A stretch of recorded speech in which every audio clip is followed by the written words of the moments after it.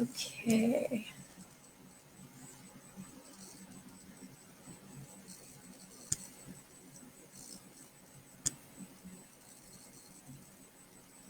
Okay, so just based on watching the video from yesterday, where I was sitting here. Oh, there we go. Okay. Awesome. Hey, everyone.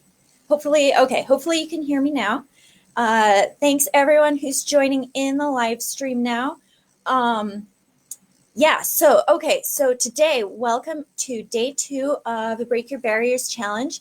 Today, we're going to talk about how to set up an amazing cross-training and recovery routine so that you can really get the best out of every running workout. This is really important. Having your cross-training and your recovery down is really important if you're training for a specific race and you have really specific time or speed goals, then being able to really get the most out of your workout is really important. And so that's where cross-training comes in to support your running as well as recovery so that you're not having to hold back in any training session. Awesome. Thanks for everyone who's joining in live. I think that the comments are a little bit delayed, but Mike is here. So glad to have you. Hi, Vincent. Hi, Jamal. Hi, Robert. Thank you so much for being here. If you're watching, I can't see everyone who's on, so just drop a comment and let me know that you're here. That's going to be really important. We're actually going to do a giveaway a little bit later on for the people who were on yesterday, and then we'll do another one tomorrow for the people who are on today. And so that's where commenting is actually really important, because I haven't figured out, and I think maybe it's due to the size of the group, I can't necessarily see who's watching. So right now I'm only going by comments. So you'll want to make sure to leave a comment and let me know that you're on today. So awesome. By the way, if this is your first day joining us, then you want to go back to the units and review day 1 as well after this, because we talked a little bit about tempo runs then and how to include those in your workout routine. So also I have pinned up at the top the worksheet. So that should be pinned at the top of the group. If you don't have it, then go ahead and download it, and because we'll be working there. This is great for taking notes. Awesome. For those of you who are new and joining in today, my name is Joy Lackey. I'm a running coach, and I help runners achieve their time, distance, and fitness goals. Even if you have been trying to get into running before and haven't been able to stick with it, or if you've stopped running due to an injury and you're trying to figure out how to get back into it, get started again safely. I also love helping people train for a new distance that they haven't run before. Or right now, my thing is speed. I really love helping people increase their speed on shorter distances, so 5 to 10K. My background is actually in massage therapy, and so I've worked with a lot.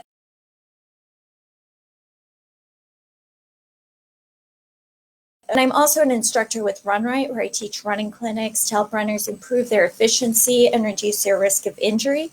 So what we're talking about today, the recovery time and the cross training, is something that I'm super passionate about, because these are really important to help you stay on the road and be able to stay training to prevent injury. All right, awesome. Oh, hi, Gary. Thanks for joining in. Hi, Simon. Great to see you. Hi, Brittany. Thank you all for being here. So I really want to connect with you all during the challenge, and I'm here to support you through the homework and everything. I've been chatting with some of you and answering questions and getting some awesome, helpful feedback for what I can clarify as well. So you probably already have a message from me. So if you're watching and you haven't seen it yet, it might go to the filtered inbox if we're not friends on Facebook. So go ahead and check that, and then you can message me if you have any questions or anything. Awesome. So hopefully everyone has their worksheet. Hopefully you have access to a printer and print it out. And, if you're anything like me, I tend to have, 10 tabs open at my phone over here and everything while I'm watching a video. And then at the end of the video, I have no idea what was going on or what was said. So this is a really awesome opportunity for you to build a training plan for the spring and for the summer. And so I would, if you can just close all those other tabs and just focus for a little while and set up like a really great recovery and cross training routine, that'll be really helpful for you this summer. Then the other thing that I'm doing to kind of just encourage you to get started and jump on this week is I'm actually going to take all the videos down next Monday, May 11th. And so just make sure you catch up before then. Like, I really want this week to be a chance for you to actually get into your running and start achieving your goals. And I know how it goes where you're like, oh, I'll watch those someday. So I'm taking them down Monday, May 11th, so that someday is before then, so that someday is this week. So today we're talking about cross training. I've got a whole nifty schedule here in the homework pack. Tomorrow we're going to talk about intervals and sprints and other strategies for getting faster. Session 4, which is Monday. Sorry, I'm mixing up the days of the week. I've been in quarantine for too long. That's running form, and that's really what I love. Like I said, I'm an instructor with Run Right, and I teach running clinics. So just, helping people improve their efficiency and improve their form is really where I think a lot of that improvement in running comes in. So definitely make sure you're in for that one. And then on Tuesday, we're going to talk about how to handle your long run and make sure that you're doing that well in a way that supports your running. And then we're going to have some bonus days after the challenge is over. We'll have, I've switched the days for a couple of them. So Jessica Rice is going to be talking about high intensity interval training on the 6th. And that's a super awesome way to support your running, especially if you find that you're having trouble breathing, keeping up with the cardio of running. High intensity interval training is great for that. And then on May 7th, I'm going to be answering all your running related questions. So that's an awesome time to bring, anything. It doesn't have to be related to what we talked about in the challenge. Then May 8th, we've got Christina Canizares, she's amazing, and she's a triathlete. And so that I've worked with before. And she is going to talk about training for triathlon. I know that we have a lot of triathletes or aspiring triathletes in this group, so I think that'll be really exciting. And then Kirsten Lackey is a registered dietitian, and on May 9th, she's going to talk about how to fuel yourself for your best run, which is super important for your overall running health. Okay, I'm going to post the homework thread right after this, so make sure you participate in that as well to be able to take part in the giveaways as well. And then, okay, yes, so this is exciting. Okay, we've got a couple more people in here. Hi, Letty, and hi, Stephen. So the giveaway for today is going to be the book, which is one of the most influential books for me that in my running. It's called Run for Your Life by Mark Cucuzzella. And the winner of that, who was participating yesterday, is Steven Seagob. I hope I pronounced that right. So congratulations, and we'll touch base later on so I can figure out where to send that. And then for those of you who are watching, when I am watching a Facebook Live, I often tend to be a lurker, and I don't necessarily feel comfortable commenting or interrupting the speaker. But this is, I really want you to feel comfortable, ask any questions that you have. Let me know what you're thinking. Feel free to comment and participate. That's really helpful feedback for me. If I'm not explaining something well, to understand that and be able to rephrase.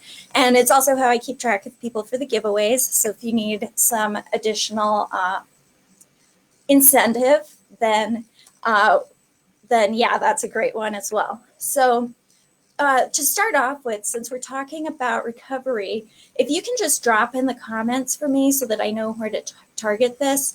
What are the areas, so after a run, what areas do you feel the most pain or tension in that you'd like me to make sure to address some stretches or techniques to deal with? And I'll give you all a minute to do that.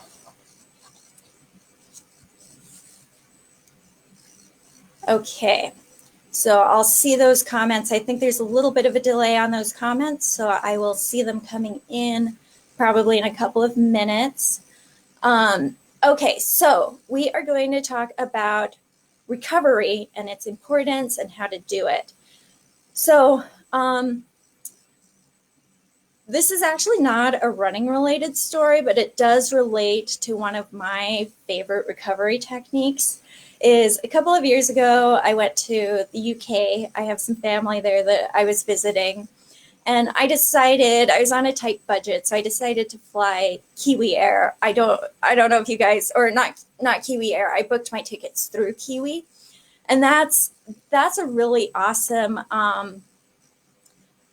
uh, website, because it will patch together flights and give you like the absolute cheapest possible flight, or flight combination. But to fly back from England, I was on 4 different flights with 3 different changeovers, all different airlines. It was, I think, a 52-hour trip from when I left my grandmother's house to when I got back to my own house.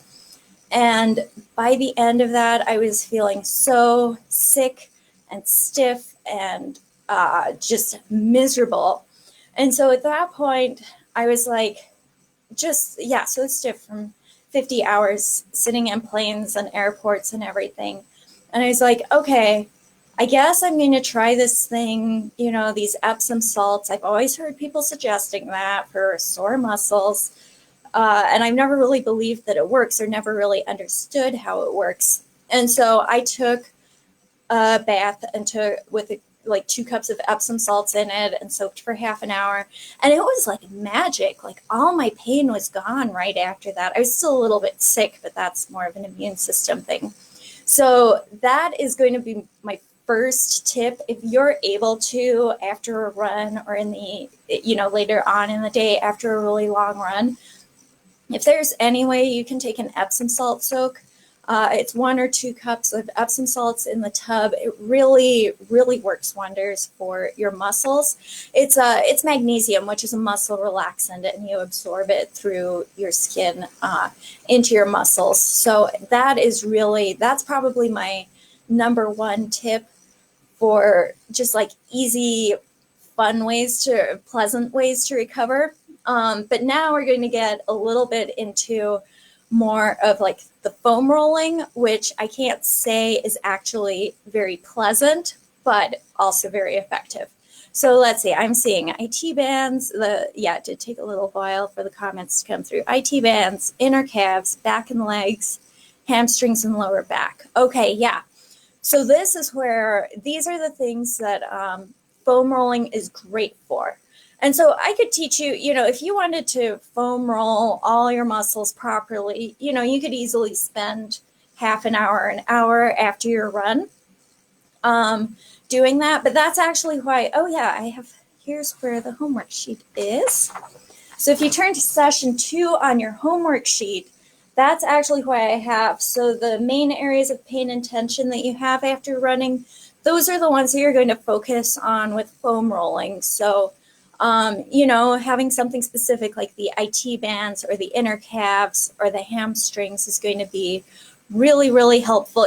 So just pick like the 2 or 3 major muscle groups that are really bothering you, unless you have a lot of time and you love foam rolling. But if you're trying to do your workout in a certain amount of time, okay, yes, I will get to that question in a minute.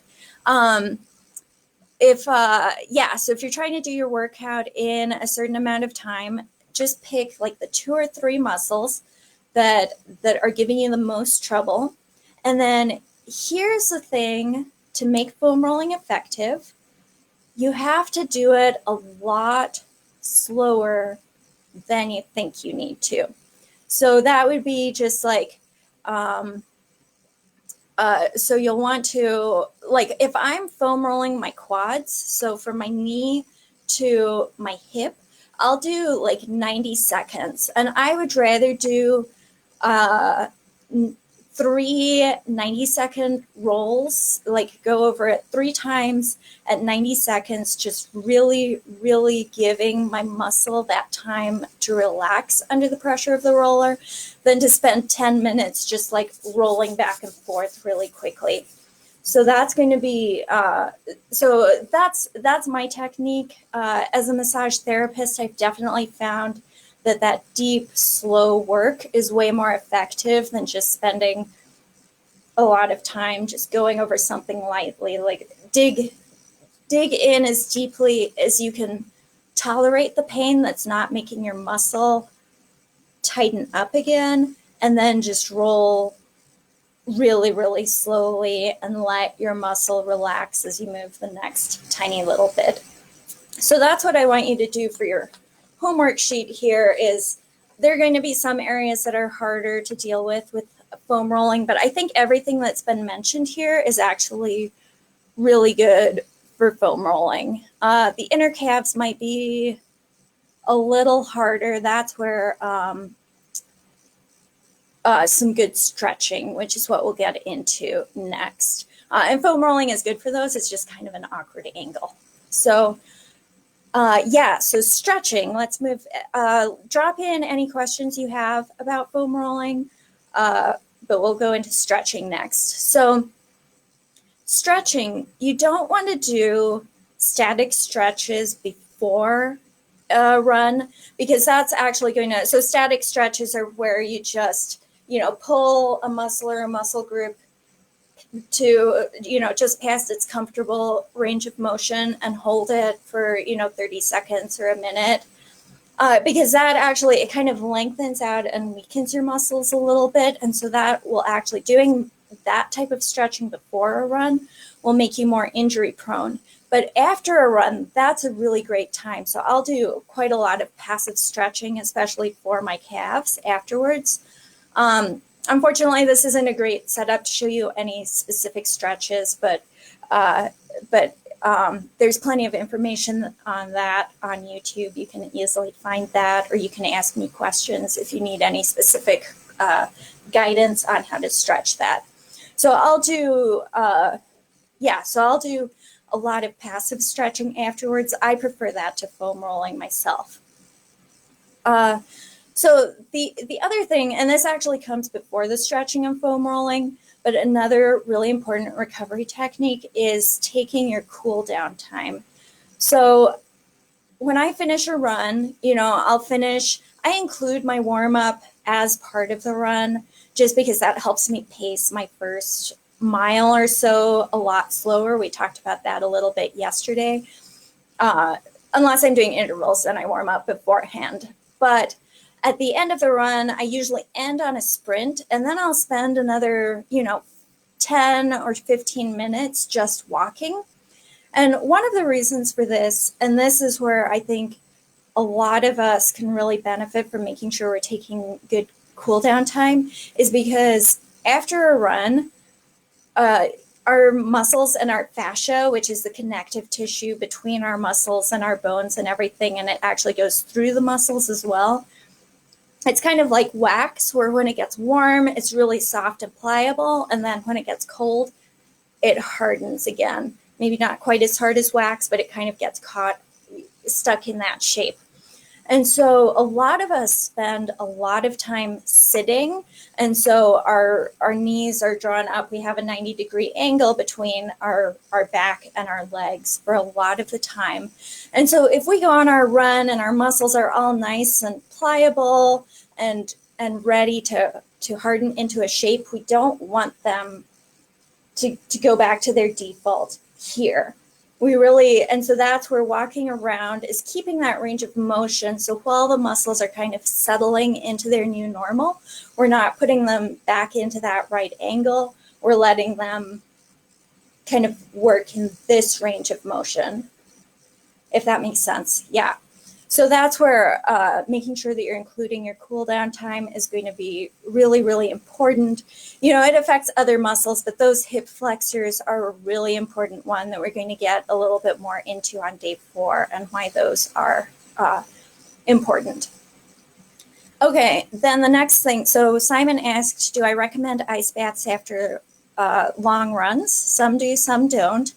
Um, I hate cold. I hate ice. But so I have never tried cryotherapy or ice baths, but you are putting a lot of creating a lot of inflammation in your body, and it's healthy inflammation. It's the micro tears in the muscle that then send the signal to the body that it's time to repair. But you can reduce your pain and reduce your inflammation. So the inflammation is when a lot of blood comes to the area to repair it. And if you're experiencing a lot of pain after running, and you can tolerate the cold, then an ice bath or some kind of cryotherapy. I know there's a place here in Boulder that has like the machines that come up to your neck and are really, really cold inside. And I've never had the courage to try those. But if you're someone who's more adventurous or more cold tolerant, I've heard that those can be great. So it's definitely something to try out if you feel like you need some extra oomph to your recovery. That's definitely something to try out. Of course, as a massage therapist, I'm definitely prejudiced for massage. You can foam roll all day, and that's great, but there's nothing like giving someone else the chance, someone who really knows the body's muscles, the chance to just work them out, someone who's really able to tell what the areas of tension are and maybe has a better understanding. I know some of you know the body really well, but having someone who knows what the connections are and where maybe some of that pain stems from that you might not think about, just working that out is really awesome. So if you're in an intense running program, that's definitely find a good massage therapist in your area. The thing that I am currently obsessed with is actually infrared. I have an infrared yoga mat, and after my long runs, I'll just lie down on that for half an hour, and that really seems to help. To be honest, I don't know a whole lot about the physiology of it, but it really does seem to get deeper into the muscles than I can with foam rolling and help them relax. So that's also, if you have access to an infrared sauna or an infrared yoga mat, that can be really helpful as well. So post-run stretches, recommended duration, 8 to 10 seconds or as long as 30 seconds. You know, everyone kind of has their favorite way of stretching. I kind of like the long stretches post-run. I know that some people say that can be really damaging and not effective. So if it's hurting you, don't do it. But my philosophy with stretching is kind of, if it feels good, then it probably is good for you. So I like to do the 30-second stretches after a run. I wouldn't do that before a run, just I know you got that, but just to be clear for anyone who's wondering, I wouldn't do that before running, but afterwards, stretch for as long as feels good. That's a great chance just to give your muscles a chance to lengthen out. Okay. Let me know if you have any questions. There will be a little bit of a delay, but I'm going to move on to cross training.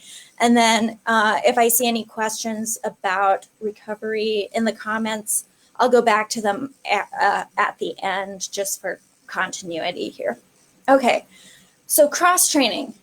There can be so many different goals. Like, what you do for cross training really depends on your goals and what you're experiencing. So for me, for instance, I started really thinking about the importance of cross training at a point when I had just started trail running.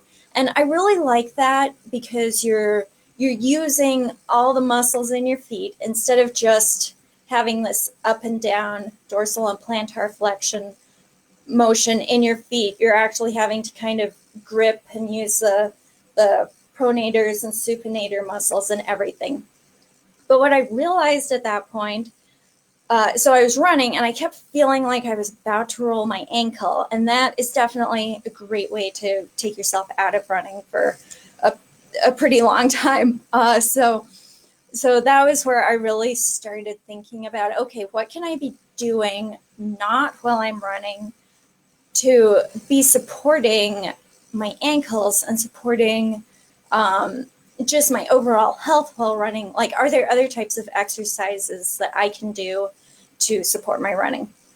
So I'm going to go through here a list. It's not comprehensive, but of different types of things that you could be trying to do with your cross training. And then I want you to kind of write, your 3 or 4 major goals right here in the homework sheet. And then I'll go over some of the different options for cross training. Again, it's obviously not comprehensive. There's so many different types of training in the world. But then you can line up, you can listen for the training method that's going to meet your goals here. And then we'll go a little bit into, after you've done that, we'll go a little bit into kind of how you set up your routine with that. So when you're running different things that you can be aiming for with, and these are in no particular order right now, but if you want to increase your speed in running, one of the big ways to do that is to increase your cadence. So that's one option, is to increase your speed and cadence.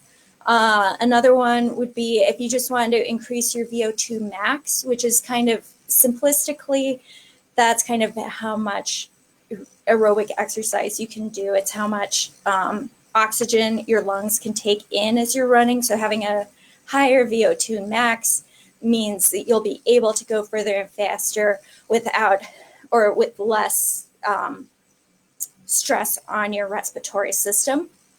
Another thing that comes up for a lot of runners is leg and ankle flexibility, because we're using those muscles so much and they can get really, really stiff. So you might want cross training that's going to help with that. Of course, with runners, we're using our legs a lot, but you might want to be increasing your upper body strength as well. Some people really also want to increase their muscle bulk or their muscle tone. A lot of people get into running because they want to lose weight. And so, of course, we know, and probably most of us have heard, that weight loss is 80% based on your diet and only 20% on your exercise. But there's still ways that you can use exercise and cross training more effectively to support that weight loss. You might want to improve your running form, and there are different types of cross training that you can use to do that. Maybe you just enjoy running and you just want to get out and do that as much as possible. And then another thing that I think gets really overlooked is having that flexibility and core strength. Awesome. So does everyone have kind of their list of like their 2 or 3 main goals here? And if you want to share in the comments, I would love to see kind of what your biggest goal with cross training could be.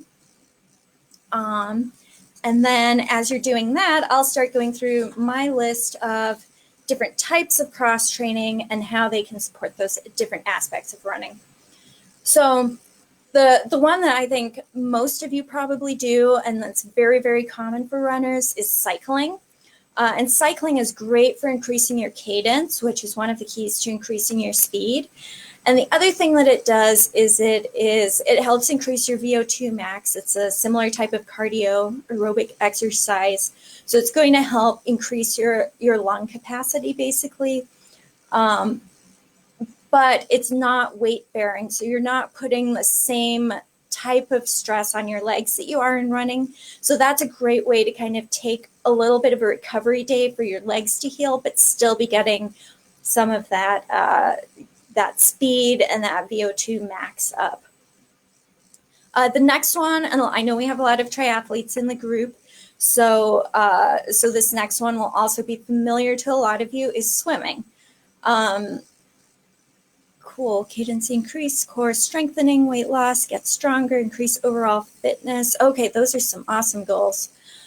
So swimming, I will admit I'm not a swimmer. I've been wanting to get into swimming for a long time, but it's always been one of those things that I've never quite, never gotten around to doing it.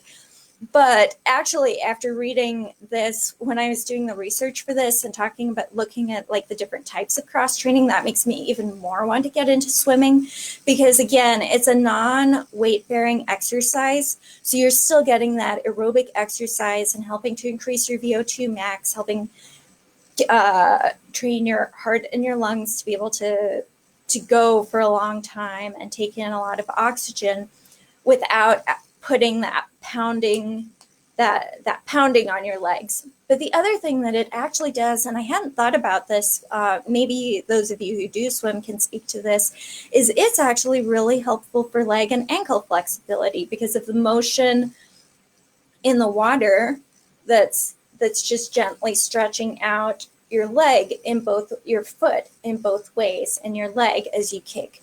So I would definitely love to hear other people's, actual swimmers' experience with that. But to me, that sounds like an awesome perk of swimming, is just kind of keeping that range of motion and that flexibility in your legs and ankles. The next thing that you could consider is rowing, and that again, it's an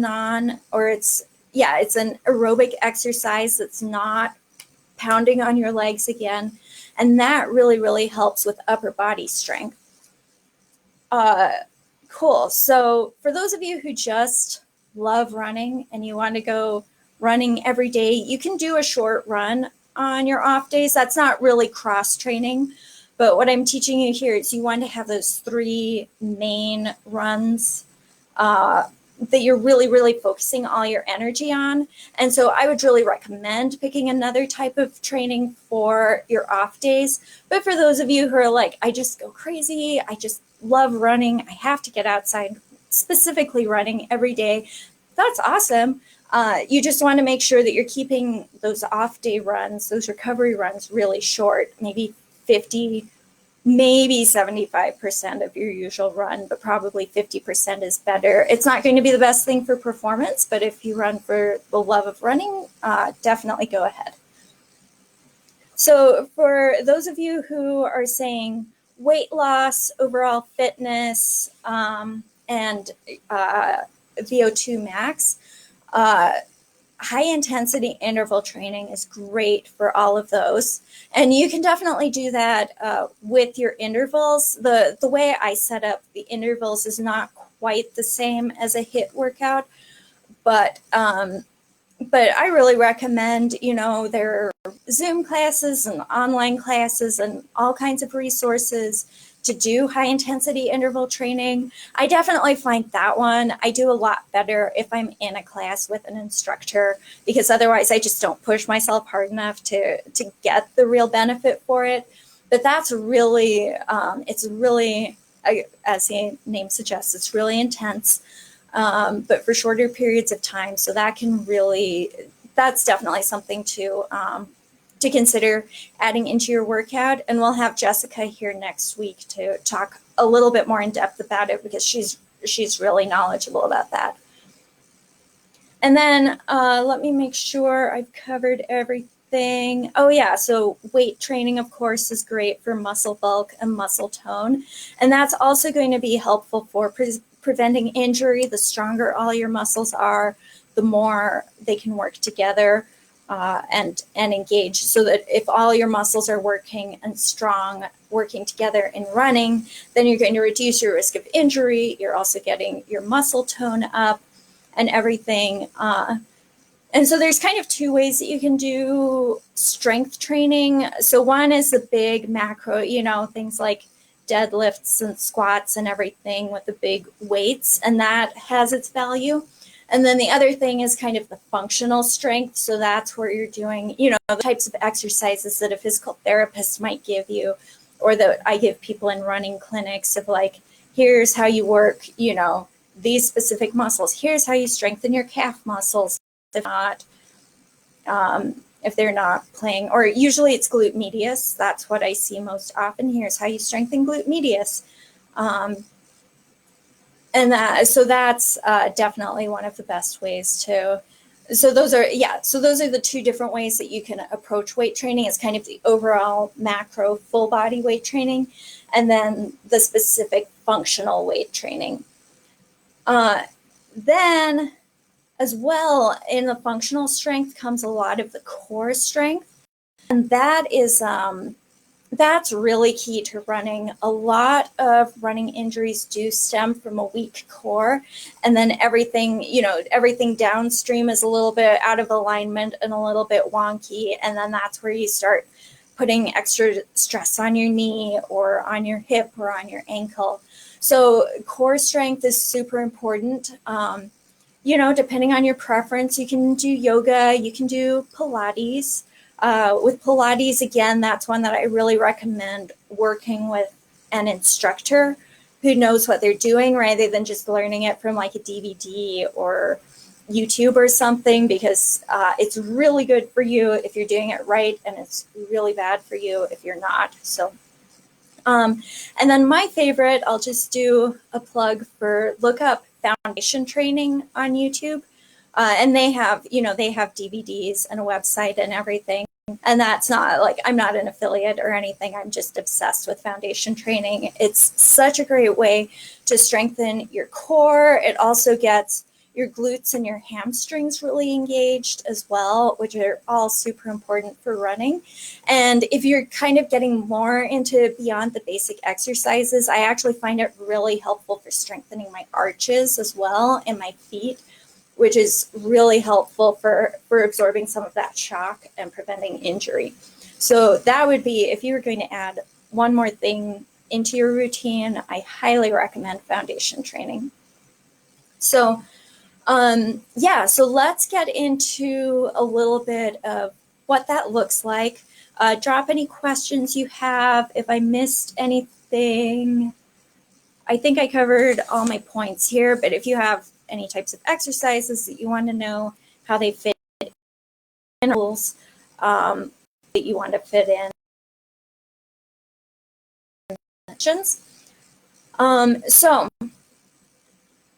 fitting these different things in. So my recommendation, if you're trying to create a training plan that's going to maximize your performance and reduce your risk of injury, would be to run 3 days a week. And like I said, those of you who run just because you love running, run every day if you're feeling okay doing it, if you're not getting injured or anything. But if you're trying to maximize performance, minimize your risk of injury, increase your fitness, run those 3 days a week. So those three: a tempo run, an interval run, and an endurance run, a long run. And then pick some kind of other aerobic cross training, whether it's swimming or rowing or cycling or HIIT training or whatever. Pick that for 2 or 3 of your other days a week so that you're getting aerobic exercise most days, but you're not constantly pounding on your legs every day. You're using different muscles in different ways and everything. Another option, you can do weight training on the same day. So like you go for your run in the morning and then in the evening you do weightlifting. That's one way to do it. Or you can do weightlifting on your off days instead of an aerobic cross training, do weightlifting. So, and that's going to depend on your goals and your fitness. Are you able to fit 2 workouts in one day? Or are you just kind of trying to keep yourself active every day, in which case you might want to alternate them. Then as far as more of the functional strength goes, so your core strengthening, your stretching, your functional strengthening, I usually put those in kind of as a warm-up for my workout. So I'll start off doing, my glute medius exercises to kind of get that muscle group going, or I'll do my foundation training to kind of remind my posture where it's supposed to be so that I'm not running hunched over like this, so that I've got my core engaged and my glutes and my hamstrings all working together. So that's how I would use the functional strength and the core strengthening is not as its own workout, but as a warm-up for your other workouts. And those you can do every day. I would do a shorter amount of those every day rather than like one big long workout occasionally. Awesome. Cool. yeah, let me know. I'm going to give it a couple of minutes here. If you have any questions, drop them in. I know there's a little bit of delay, so we're wrapping up here, but I'll give it a couple of minutes. I'm going to post a homework thread after this, so I haven't decided what that will be yet. But I think it'll be, what's your cross training going to be, or what recovery techniques are you going to try this week? I think I'll do both. What kind of recovery are you going to do, and what kind of cross training are you going to try this week? It looks like we don't have any questions. If I see any afterwards, I will address them tomorrow or in the Q&A session next week. I'm so excited to see what you all do this week for cross training and for flexibility, and see how your plan is looking. Thank you all for joining in. And I'm looking forward to seeing you tomorrow. Everyone who's commented now is going to be in the drawing for the giveaway tomorrow. So if you haven't got your comment in yet, go ahead and do that. Have a wonderful weekend, and I will talk to you later.